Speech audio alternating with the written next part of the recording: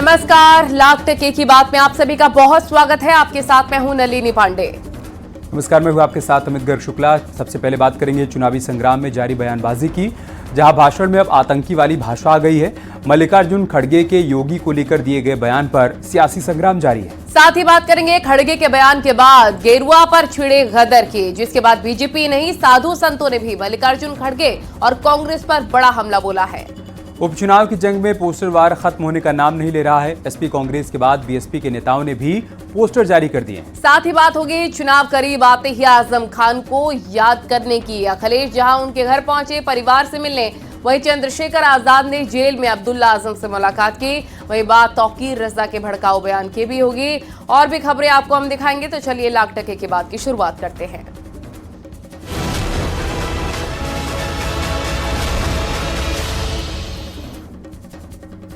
चुनाव को लेकर बीजेपी और विपक्ष के बीच बयानबाजी इतनी तल्ख हो गई है कि अब शब्दों की मर्यादा का भी ख्याल नहीं रखा जा रहा है। सीएम योगी के खिलाफ कांग्रेस के अध्यक्ष मल्लिकार्जुन खड़गे ने विवादास्पद बयान दिया है।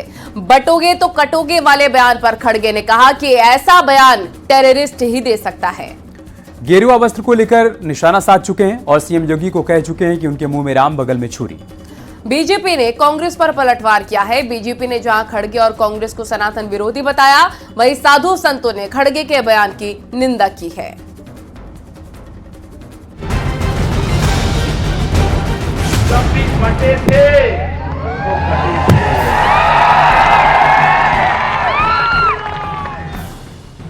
कांग्रेस अध्यक्ष मल्लिकार्जुन खड़गे लगातार सीएम योगी आदित्यनाथ को लेकर विवादित बयान दे रहे हैं, लेकिन इस बार मल्लिकार्जुन खड़गे ने सारी हदें पार कर दी हैं।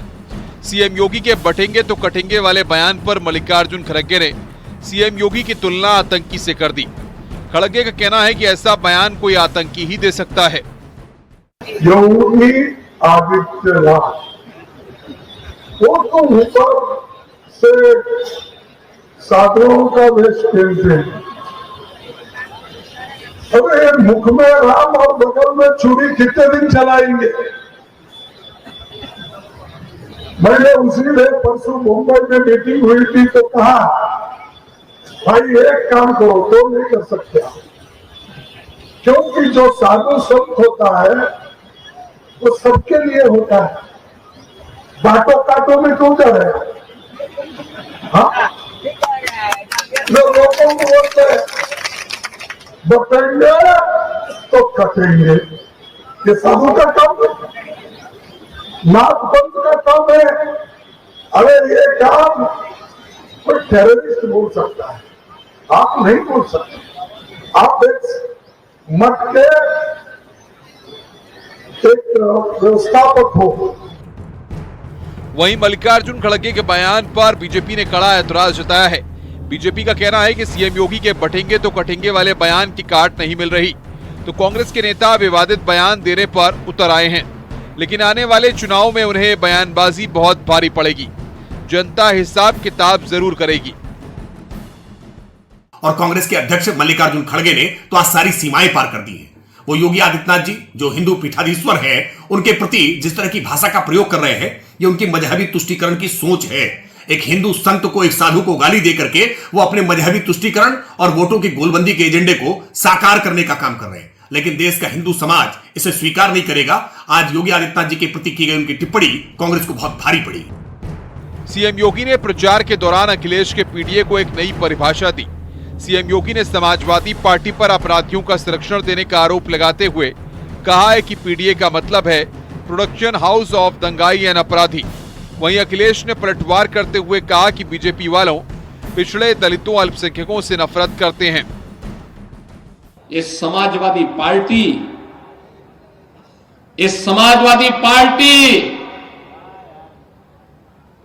ये पीडीए की बात तो करती है, लेकिन मैं आपको बताऊं इनका पीडीए क्या है। ये प्रोडक्शन हाउस ऑफ दंगाई एंड अपराधी है। ये एक नई परिभाषा इसको हम दे रहे हैं, प्रोडक्शन हाउस ऑफ दंगाई एंड अपराधी। हमारे मुख्यमंत्री अंग्रेजी नहीं जानते हैं। पीडीए का फुल फॉर्म क्या निकाला उन्होंने?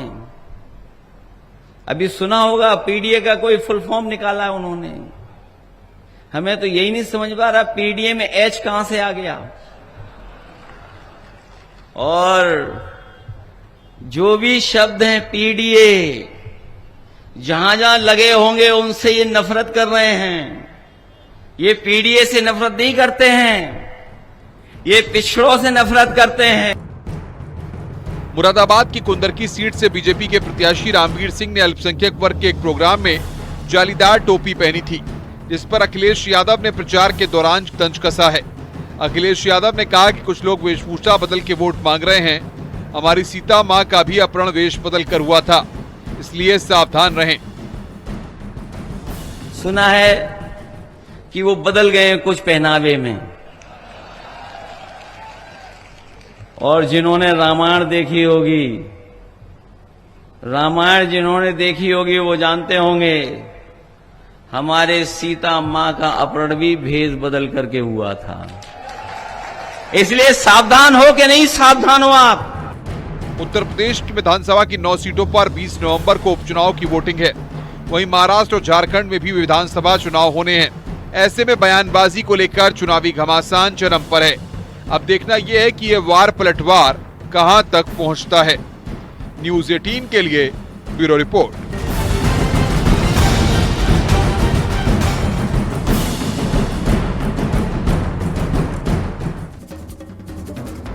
कांग्रेस अध्यक्ष मल्लिकार्जुन खड़गे के सीएम योगी पर दिए गए बयान के बाद सियासत गर्मा गई है। पहले खड़गे ने कहा था सीएम योगी के मुंह में राम और बगल में छुरी है, फिर उन्होंने गेरुआ वस्त्र को लेकर बयान दे दिया है। खड़गे की बयानबाजी के बाद बीजेपी नेताओं समेत साधु संतों ने भी खड़गे और कांग्रेस पर जमकर पलटवार किया। इसी पर आपको एक रिपोर्ट डालते हो, गेरुआ डालते हो, पॉलिटिक्स से बाहर हो जाए। मैंने कहा था ना कि बटोगे तो कटोगे। कांग्रेस अध्यक्ष मल्लिकार्जुन खड़गे के सीएम योगी को लेकर दिए गए बयान पर विवाद शुरू हो गया है। मल्लिकार्जुन खड़गे ने मुंबई में एक चुनावी सभा में सीएम योगी का बगैर नाम लिए उनके गेरुआ वस्त्र पर निशाना साधा। कौन एक साधु के बेस में रहते हैं, लेकिन अच्छे पॉलिटिशियंस बन गए हैं, चीफ मिनिस्टर भी बने हैं, और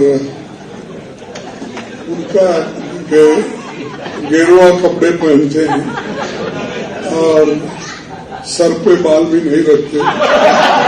तो ऐसे एक नेता है जो बीजेपी ने पैदा किए। ठीक है कि हम मुझसे कोई, मैं ये कह रहा हूं उनको, बीजेपी को, या तो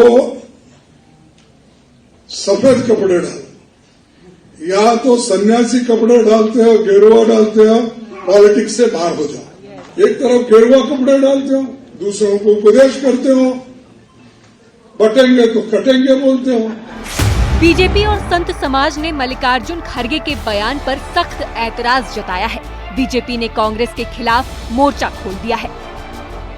सनातन धर्म पर जब जब हमले हुए हैं, कांग्रेस पार्टी ने हमेशा ऐसे लोगों को प्रमोट करने का काम किया है। जिस प्रकार की उन्होंने भाषा का इस्तेमाल किया ये उचित नहीं है, लेकिन खड़गे साहब आपको खाली इतना ही कहना चाहता हूं कि घेरुआ वस्त्र पहनना सबकी बात नहीं है। ये प्रतीक है उस त्याग, उस तपस्या का जिससे समाज बनता है। ये भारतीय संस्कृति का भी एक प्रतीक है। वहीं समाजवादी पार्टी ने मल्लिकार्जुन खड़गे के बयान का समर्थन ही किया है। एसपी नेता अवधेश प्रसाद ने कहा कि योगी जी साधु सन्यासी है, मर्यादा में रहकर बोले तो अच्छा होगा। तो हमसे यही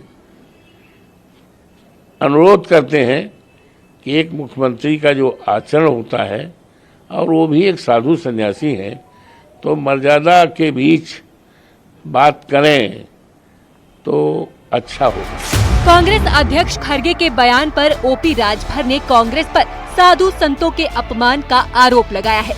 वहीं संजय निषाद ने कहा कि कांग्रेस 70 साल से बांटने का काम ही कर रही है।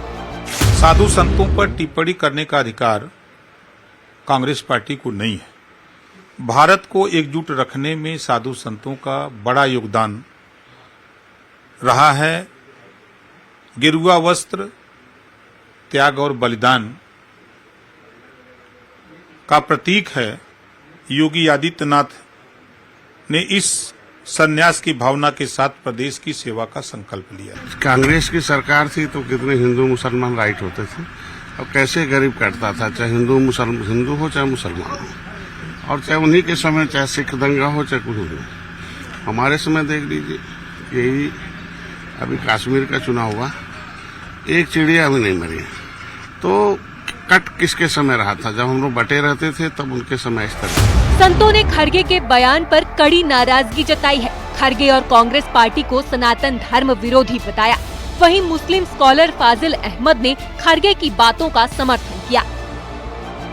जब मल्लिकार्जुन खड़गे घुटने के बल चलना सीख रहे थे, उस समय गोरक्षनाथ के महंत दिग्विजयनाथ जी अर्थात योगी जी के दादा गुरु सांसद हुआ करते थे गोरखपुर के। इसलिए तीसरी पीढ़ी राजनीति में है आदित्यनाथ जी, और राजनीति मत सिखाइए। आपका हिंदू विरोध, सनातन विरोध जग जाहिर है। नफरत वाली बात करते हैं, उकसाने की बात करते हैं, किसी दूसरे धर्म के लोगों को आप अपमान करने की बात करते हैं। धर्म गुरु हैं आप और सार्वजनिक जीवन में हैं, तो आपको सिर्फ अपने धर्म की बात न करके एक राज धर्म का भी पालन करना जरूरी होता है। ऐसी भाषा का इस्तेमाल करना आज मुझे तो अच्छा लगा कि खड़गे साहब ने संज्ञान लिया इसका। कभी भी इस बात की इजाजत नहीं दे सकते। खड़गे के बयान पर देवकी नंदन ठाकुर ने भी पलटवार किया है। उन्होंने कहा कि सदन में अगर धर्माचार्य होते तो सनातन बोर्ड की मांग नहीं करनी पड़ती। संत हमेशा राष्ट्र हित में सोचते हैं। जब आजादी के बाद से जब से संत महात्मा सदन में नहीं गए, उसका ही दुष्परिणाम है कि आज 75 साल बाद हमें सनातन बोर्ड मांगना पड़ रहा है। काश उसी समय सदन में धर्माचार्य होते तो आज हमें ये सनातन बोर्ड के निर्माण की मांग नहीं करनी पड़ती। सीएम योगी के बटेंगे तो कटेंगे के बयान ने सियासी भूचाल ला दिया है। कांग्रेस हो या समाजवादी पार्टी, उन्हें सीएम योगी के इस बयान की काट नहीं मिल रही है। यही वजह है एसपी ऑफिस और कांग्रेस ऑफिस के बाहर बटेंगे तो कटेंगे बयान के खिलाफ रोजाना नए पोस्टर और होर्डिंग लगाए जा रहे हैं। न्यूज़ 18 के लिए ब्यूरो रिपोर्ट।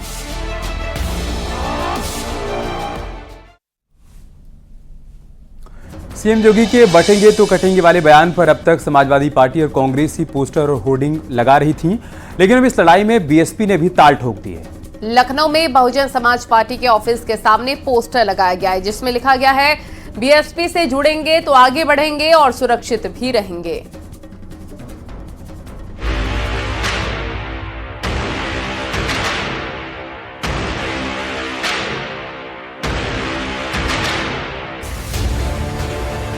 बटेंगे नहीं तो किसी माई के लाल की हिम्मत नहीं कि काट सके।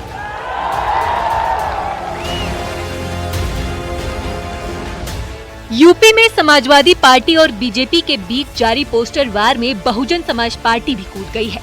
लखनऊ में बहुजन समाज पार्टी के ऑफिस के सामने पोस्टर लगाया गया है, जिसमें लिखा है बीएसपी से जुड़ेंगे तो आगे बढ़ेंगे और सुरक्षित भी रहेंगे।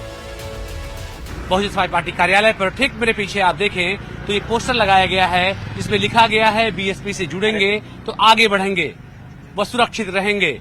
सरवर मलिक जो कि महानगर अध्यक्ष हैं बहुजन समाज पार्टी के, साथ ही लोकसभा चुनाव में प्रभारी भी रहे हैं, उनकी तरफ से पोस्टर लगाया गया है। उनकी पत्नी शाहीन बानो जो कि महापौर प्रत्याशी रही है बहुजन समाज पार्टी से, उनका भी चेहरा इस पर आप साफ तौर से देख सकते हैं। यूपी में विधानसभा उपचुनाव के बीच चुनावी नारों की जंग और पोस्टर वार जारी है। एसपी ऑफिस के बाहर नया पोस्टर लगाया गया है।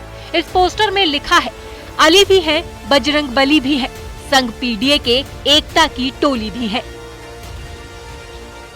मेरे ठीक पीछे देखें, एक बार फिर से समाजवादी पार्टी कार्यालय के सामने अली भी है, बजरंग बली भी है, इस तरह का पोस्टर लगाया गया है। साफ तौर से आप देखें तो अभिषेक वाजपेयी जो कि प्रवक्ता है समाजवादी पार्टी के, उनकी तरफ से बोर्ड लगाया गया, जिसमें शुरू से अगर देखा जाए तो लिखा गया है पीडीए की होगी जीत, एकता की होगी जीत। अली भी हैं, बजरंग बली भी हैं, संघ पीडीए के एकता की टोली भी है, जिसे देख विरोधियों में मच गई खलबली भी है। वहीं अली बजरंगबली पोस्टर पर बीजेपी ने पलटवार किया है। बीजेपी का कहना है कि अली की रट लगाने वाले भी चुनाव में बजरंगबली को याद कर रहे हैं। न अब अली का साथ मिलेगा और न ही बजरंग बली का। नहीं, वो अली और जिन्ना उनको साथ रखे, ठीक है।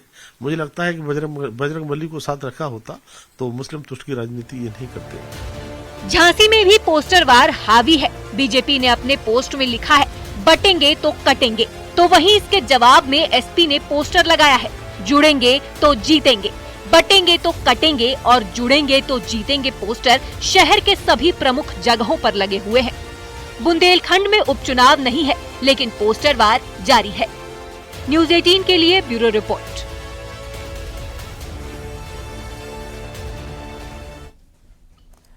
उपचुनाव की वोटिंग की डेट जैसे जैसे करीब आ रही है, अखिलेश को आजम खान भी याद आ रखे हैं। रामपुर में अखिलेश यादव आजम खान के घर पर उनके परिवार से मिलने पहुंचे। वहीं एसपी के अध्यक्ष और नगीना से समाजवादी पार्टी के सांसद चंद्रशेखर आजाद ने आजम खान के बेटे अब्दुल्ला आजम से जेल में मुलाकात की और उनका हालचाल भी जाना।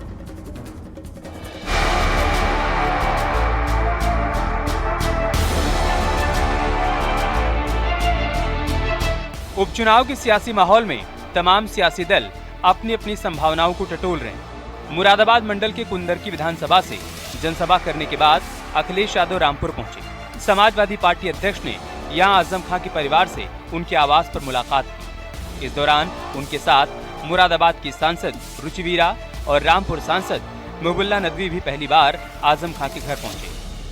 मुलाकात करने के बाद अखिलेश यादव ने कहा कि संविधान बचाने की लड़ाई जारी रहेगी। जहां तक आजम खान का सवाल है, जो उनके साथ अन्याय हुआ है, जो उन पर झूठे मुकदमे लगे हैं, हमें उम्मीद है कि कोर्ट इंसाफ करेगा।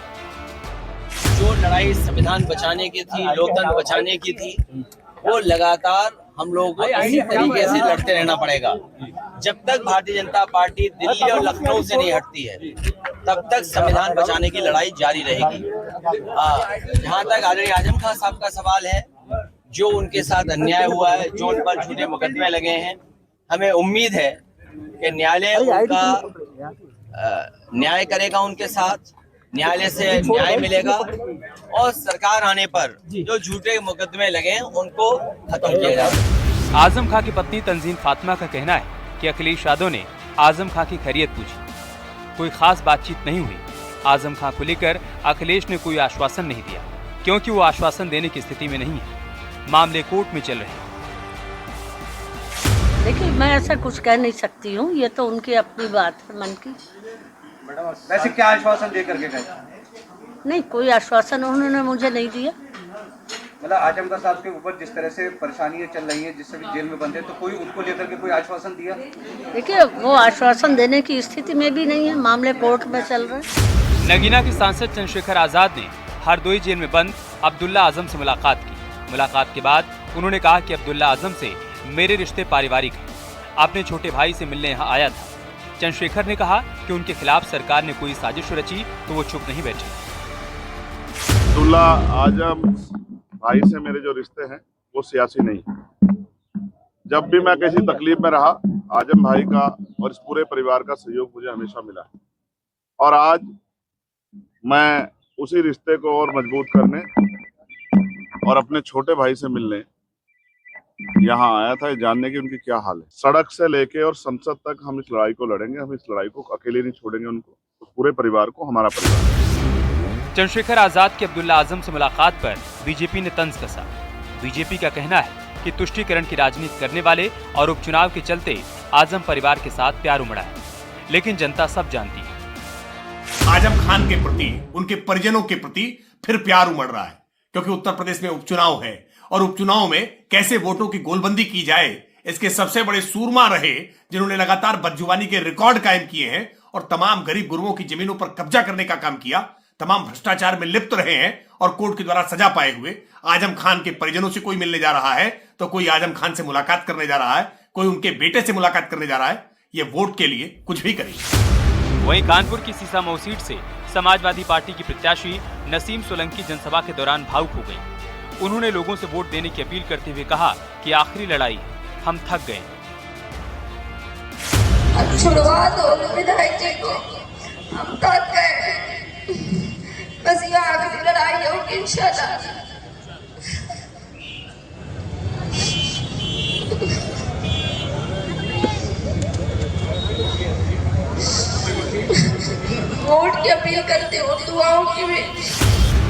नसीम सोलंकी के साथ एसपी महासचिव शिवपाल यादव भी जनसभा में मौजूद थे। उन्होंने सीएम योगी के बयान पर पलटवार करते हुए कहा कि बौखलाए हुए हैं, इसलिए अमर्यादित बयान दे रहे हैं। ये भारतीय जनता पार्टी भारतीय जनता पार्टी के बाहर है, इनमें मर्यादा नाम की कोई चीज बची नहीं। मैंने पहली बार जो सत्ता में हूँ और इस तरीके का अनमर्यादा बातें करते हो और तो इनके पास बचे ही नहीं है। उपचुनाव की जंग में जहां अखिलेश और चंद्रशेखर आजाद को आजम परिवार की याद आ रही है, तो वहीं कानपुर में नसीम सोलंकी लोगों से भावुक अपील कर रहे हैं। हालांकि बीजेपी का कहना है कि जनता अब झांसे में आने वाली नहीं है। न्यूज़ 18 के लिए ब्यूरो रिपोर्ट।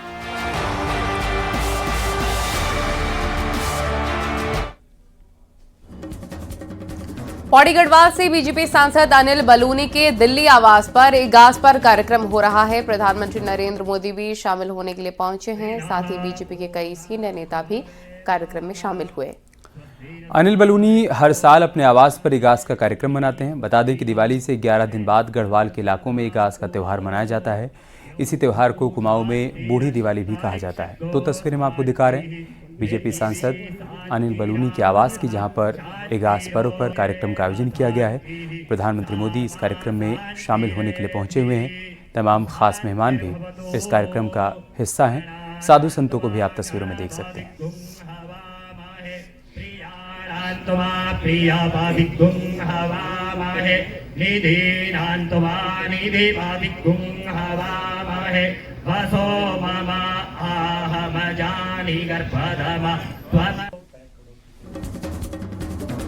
और यहाँ रुकेंगे एक छोटे से ब्रेक के लिए।